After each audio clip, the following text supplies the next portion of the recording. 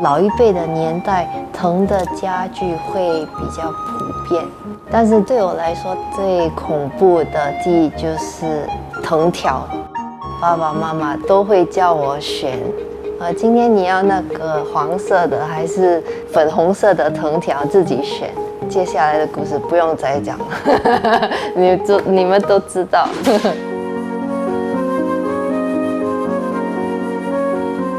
其实编藤不需要很多工具，需要藤、水。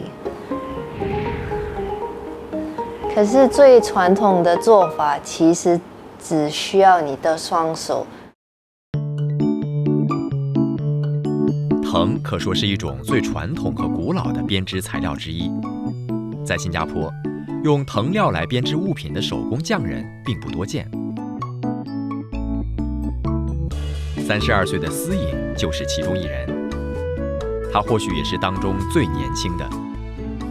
藤来的时候已经是 process， 过后我会把藤浸泡在水里10到20分钟，变得比较软，会有伸缩性，编织的时候会比较容易。每一件藤制品都有它独特的编织方式，要拿捏好个别藤料的特质，要怎么把它们放到一起，都很考功夫，也考创意。思颖注重前期的构思和设计工作，这样就能确保成品不会偏离最初的想象。在设计的那个部分会比较有压力，但是在反复的编织的时候会比较平静，会很 focus。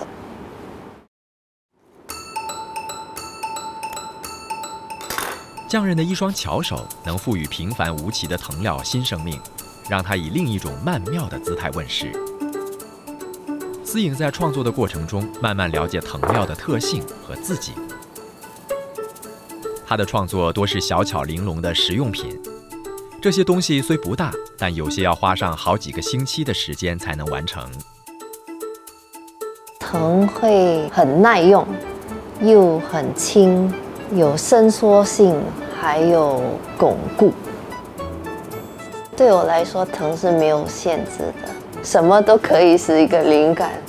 东西如果坏了，想一下可不可以用藤来修理。AirPods 的一个壳，脚踏车的手把，我会想怎么把自己的生活和藤编织的技术怎么融合在一起。不知不觉的，思颖用藤料制作手工艺品已经将近10年了。有人说他在举手投足间已有大师级匠人的模样，可他却矢口否认。我自学的部分也蛮多的，我觉得永远读不完的。With every growth that you make, then you realize that there's more that you don't know, even more that you should be learning. 起初，思颖也向一对夫妇讨教，来了。每星期都到他们所经营的藤制家具店报道，风雨不改。接触编藤是一个巧合，看到那个安迪在一旁编织那个藤椅，然后就觉得很有趣。每星期3到4次，我会到那个店里跟他学习。你做的时候，你就要拉它的中线性。275。最近他还到邻国印度尼西亚的加里曼丹，向当地的土著学习他们的传统编织法，希望融会贯通，有朝一日用在自己的创作上。我把藤看成是一个 creative material。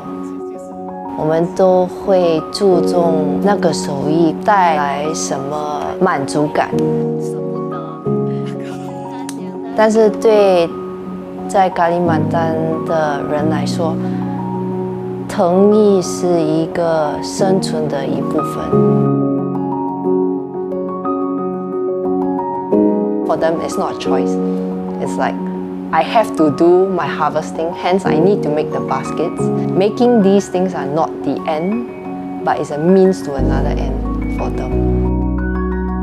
我就决定每年选择一个不同的地方，跟他们学新的技巧，更进步自己。其实思颖白天还有另一份工作，她只有公余时才能投入编织藤制品。